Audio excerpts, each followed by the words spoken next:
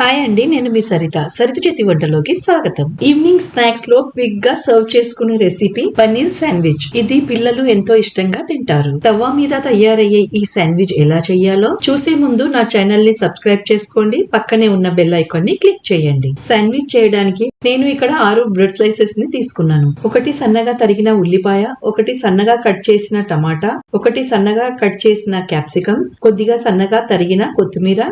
నేను ఇక్కడ 3 టేబుల్ స్పూన్ల పన్నీర్ ను క్యూబ్స్ లో కట్ చేసి పెట్టుకున్నాను.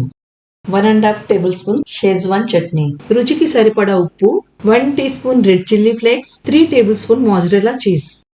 ముందుగా ఒక బౌల్లో కట్ చేసి పెట్టుకున్న పన్నీర్, క్యాప్సికం, ఉల్లిపాయ, టమాటా, కొత్తిమీర, చిల్లీ ఫ్లేక్స్, షేజ్వాన్ చట్నీ మరియు ఉప్పు వేసుకొని బాగా మిక్స్ చేసుకుందాం. శాండ్విచ్ కోసం స్టఫింగ్ రెడీ అయిపోయింది.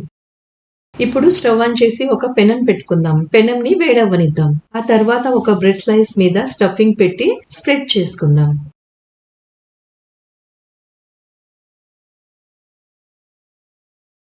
ఇప్పుడు దీనిపైన మోజరెల్లా చీజ్ యాడ్ చేసుకుందాం. చీజ్ యాడ్ చేశాక మళ్ళీ కొద్దిగా స్టఫింగ్ ని స్ప్రెడ్ చేసుకుందాం. ఇప్పుడు దీనిపైన ఇంకో బ్రెడ్ పెట్టి కొద్దిగా ప్రెస్ చేద్దాం. పెనం వేడయ్యాక కొద్దిగా బటర్ ని స్ప్రెడ్ చేసుకుందాం. ఇప్పుడు శాండ్విచ్ ని పెనం పైన పెట్టి లో ఫ్లేమ్ మీద 2 వైపులా గోల్డెన్ బ్రౌన్ కలర్ వచ్చే వరకు కాల్చండి. దీనిని గరిటెతో ఇలా ప్రెస్ చేస్తూ కాల్చండి. ఇలా చేస్తే శాండ్విచ్ క్రిస్పీగా అవుతుంది అండ్ చీజ్ కూడా బాగా మెల్ట్ అవుతుంది. ఇప్పుడు బ్రెడ్ పైన కొద్దిగా బటర్ వేసి స్ప్రెడ్ చేసుకుందాం. ఆ తర్వాత దీనిని ఫ్లిప్ చేసుకుని మరోవైపు కూడా అలాగే గోల్డెన్ బ్రౌన్ కలర్ వచ్చే వరకు కాల్చుకుందాం.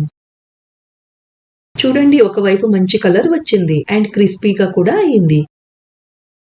నేను ఇక్కడ మోజరెల్లా చీజ్ యూజ్ చేశాను. మీరు కావాలంటే నార్మల్ చీజ్ లేదా చీజ్ స్లైస్ ని కూడా యూజ్ చేయొచ్చు. మన శాండ్విచ్ రెడీ అయ్యింది. ఇప్పుడు దీనిని ఒక ప్లేట్ లోకి తీసుకుందాం. మీరు మిగతా అన్ని శాండ్విచ్లని ఇలాగే ప్రిపేర్ చేసుకోండి. మీరు శాండ్విచ్ మేకర్ లేకుండానే శాండ్విచ్ ని పెనం పైన ఈజీగా చేసుకోవచ్చు. మీరు కావాలంటే శాండ్విచ్ లో వేరే వెజిటేబుల్స్ కూడా యాడ్ చేసుకోవచ్చు. ఇది చాలా ఈజీ రెసిపీ. మీరు తప్పకుండా ట్రై చేయండి. వెజిటేబుల్స్ తినని పిల్లలు కూడా ఇలా చేస్తే ఇష్టంగా తింటారు. చాలా మంది వీడియో చూస్తున్నారు కానీ ఛానల్ ని సబ్స్క్రైబ్ చేయట్లేదు. ప్లీజ్ నా ఛానల్ సరిత చేతి వంటని సబ్స్క్రైబ్ చేసుకోండి అండ్ కొత్త రెసిపీ అప్డేట్స్ కోసం పక్కనే ఉన్న బెల్ ఐకాన్ ని క్లిక్ చేయండి. శాండ్విచ్ కాల్చేటప్పుడు మంటని లో ఫ్లేమ్ లోనే ఉంచాలి. హై ఫ్లేమ్ లో పెడితే బ్రెడ్ త్వరగా మాడిపోతుంది కానీ క్రిస్పీగా అవ్వదు. పన్నీర్ శాండ్విచ్ రెడీ అయిపోయింది. ఇప్పుడు దీనిని సర్వ్ చేసుకుందాం. దీనిని మీరు కేచప్ తో తింటే చాలా టేస్టీగా ఉంటుంది. చూడండి, చీజ్ బాగా మెల్ట్ అయింది. మీకు ఈ తవా శాండ్విచ్ రెసిపీ నచ్చినట్లయితే కమెంట్స్ లో తెలియజేయండి. మళ్ళీ కలుద్దాం ఒక కొత్త రెసిపీతో. అప్పటి వరకు ఈ వీడియోని లైక్ చేయండి, షేర్ చేయండి అండ్ కమెంట్స్ లో తెలియజేయండి. Thanks for watching.